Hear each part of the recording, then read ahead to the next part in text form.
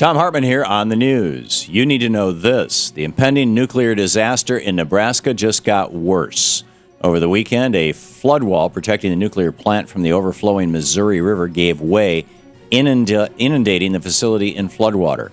The plant is less than 20 miles away from Omaha, Nebraska's largest city, and is now cooling its reactors and spent fuel pools with backup diesel power generators. Officials say water has not breached any of the buildings yet, which are designed to withstand flooding of 1,014 feet, but currently floodwaters stand at 1,006 feet, and they're expected to rise. It was a tsunami that triggered the world's worst nuclear meltdown at Japan's Fukushima plant a few months ago, and if floodwaters continue to rise and upstream dams can't hold them in Nebraska, then the same thing could happen here, and we might lose Omaha. The rest of the world is ditching nuclear power. We're doing nothing except praying the flooding doesn't get worse.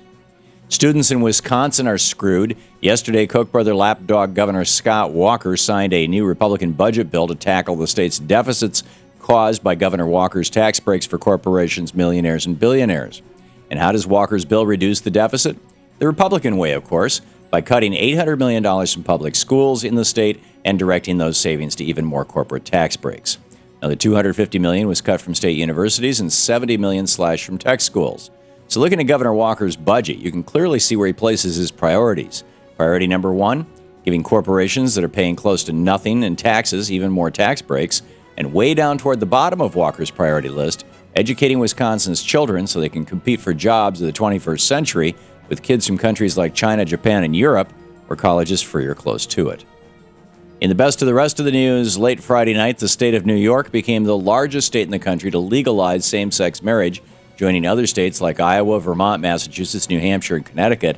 Thanks to New York's actions, the number of people in the country who live in a state recognizing same-sex marriage just doubled. This is a huge civil rights victory for gays all around the nation as momentum for same-sex marriage nationwide picks up steam. No matter how much conservatives want to go back to the bad old days of fear, hate, and discrimination, they can't stop the people from demanding progress and civil rights for everyone. Beware of the big oil front groups.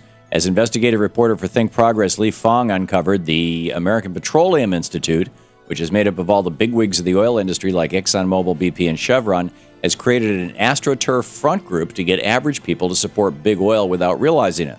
The group, known as the Iowa Energy Forum, has been hitting up Republican presidential candidates at events across Iowa to raise support for two particular big oil projects, Canadian tar sands and a Canadian oil pipeline that carries that oil from Canada all the way to Texas.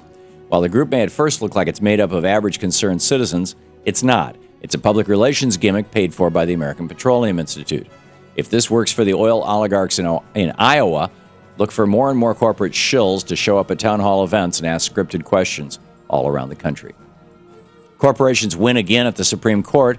Only a few days after the High Court ruled that 1.5 million women couldn't sue Walmart for repeated sexual discrimination, they issued another ruling saying people who suffer from unlisted side effects from taking generic medication cannot sue the makers of those generic drugs for failing to notify them of any risks. In another 5-4 ruling along ideological lines, the pro-corporate judges on the court said it is not the responsibility of generic drug makers, who make up 75% of all the drugs on the market, to inform consumers of any new side effects that aren't listed on the labels of their equivalent brand name drug. Yet another way to fight corporate abuse of consumers has been taken off the table by the most corrupt Supreme Court in the history of the United States. This week, Greece's Prime Minister George Papandreou will likely hold a vote in Parliament on a package of austerity measures targeting primarily working-class Greeks and public services.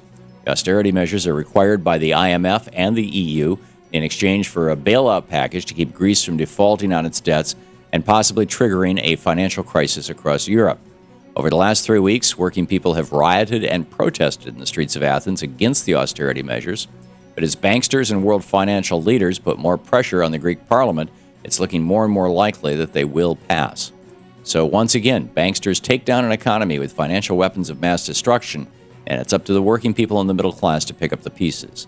The for the rich, by the rich economy has gone global. Crazy alert, it's in the eye of the beholder.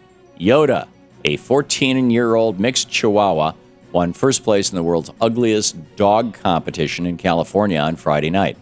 With crooked eyes, tufts of scraggly hair, bare legs, and a long tongue that ceaselessly dangles out of the side of her mouth, Yoda blew the competition away. Even Yoda's owner admitted that when she first saw the dog, she mistook it for a giant rat. Yoda was awarded with a $1,000 check for being the world's ugliest dog, which isn't enough for doggy cosmetic surgery, but more than enough to buy lots and lots of doggy treat comfort foods. And that's the way it is today, Monday, June 27th, 2011. I'm Thom Hartmann on the news.